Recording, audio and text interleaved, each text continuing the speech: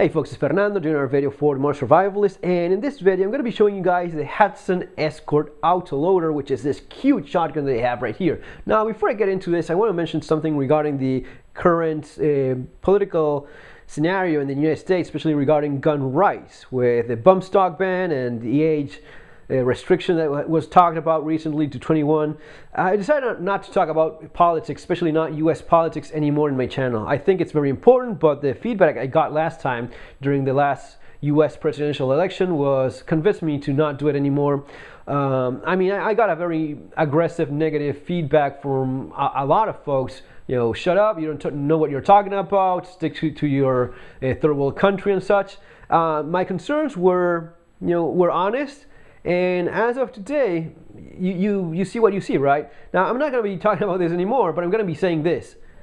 These guns, in Europe, 18 years old, if you are 18 years old, you can get yourself a shotgun, you can get yourself this shotgun, you can get yourself a handgun if you are 18 years old in most of the European Union. The exception being the UK, which is going to be leaving the European Union anytime soon now.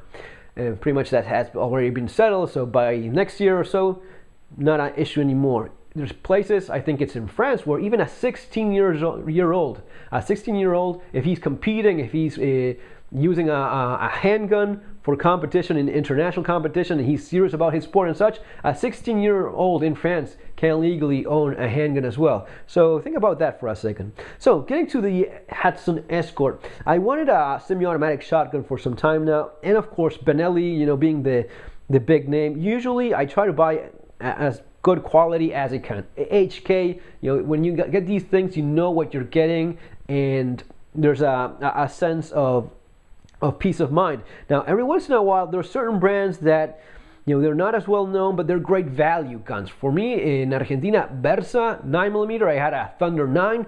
That thing was a tank. I beat the crap out of it, never let me down. Thousands of rounds through it without a problem. Now, the Hatsan, these are made in Turkey, and for those that are not familiar, I may think it's a crappy gun. They make a very good value shotgun. I've heard about it over the years, always good things, or mostly good things. There's always a lemon here and there, but I even ran one for a class I took, a shotgun class I took, using a semi-automatic Hatsan, longer barrel, but pretty much the same mechanism. It ran very well. So, and the thing is, like, $390, brand new in the box. And what the hell, I went for it. So far, I've been very happy with it. Very reliable. I put about 150 rounds, so it's still a breaking period. I had only one failure to eject with a very light, I think it was a 28 grain shell, one of the lighter trap loads. I had one of those that failed to fully eject, but still, in my opinion, in breaking period. So, in a closer look. So yeah, I'm very happy so far. I'm going to be putting a few more 100 rounds and see. I'm betting that's going to be reliable across most things that I feed. It's a gas operated, has a thing called a smart valve. And yes, it's a very short, it's a 14-inch barrel gun. It has a heat shield that looks quite nice, actually, in my opinion. And you have a rail there up front. The front post is not as great. That's why I got this cheap, crappy red dot, which I'm sure is going to be breaking, but I was sticking with this theme of, affordable budget thing, right? Hatsan is a good value, so a much better shotgun. The quality is very good. This is nothing like that. It's a crappy, cheap Chinese. But I've seen mixed reviews. I've seen people that say they could not break it, some that said it fell apart after a couple rounds in their gun. So fingers crossed it does hold, and if it does, I would be very happy with it. So you have your semi-auto mechanism here. You feed your 4 rounds here in the magazine, 1 in the chamber, and you load it, and that's really all there is. It has a cutoff button here in case you want to feed something else into the gun. That comes handy for that sort of thing. You cut off the magazine, you feed something else into it, and that's that.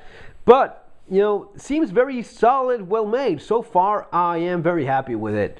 I'm thinking about getting maybe a pistol grip for it, a stock, because you could get a pistol grip only, but a stock with a pistol grip there, that would make it a little bit more handy.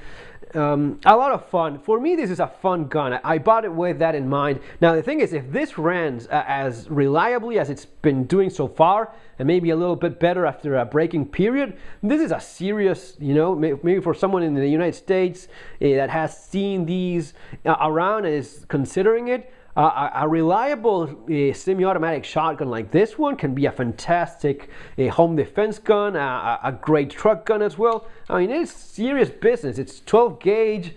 If it runs reliably, I mean, for the money, it's hard to beat. You have your safety there. And that's it. I'm thinking about even, again, for me, this is a fun project thing, but with the idea of seeing how reliable it works. So far, very happy. I'm thinking about painting it. I got a couple of cans of Krylon, sand, and khaki, seeing which one of those works best. But yeah, I'm going to be painting it and see how that turns out. But yeah. Very not, yeah, you have your shell holder here for those emergency rounds, keeping a couple shells there. Just a nice gun, and a ton of fun to shoot. Folks, it's gonna be all for now. Remember to subscribe. Take care. See you in our next video.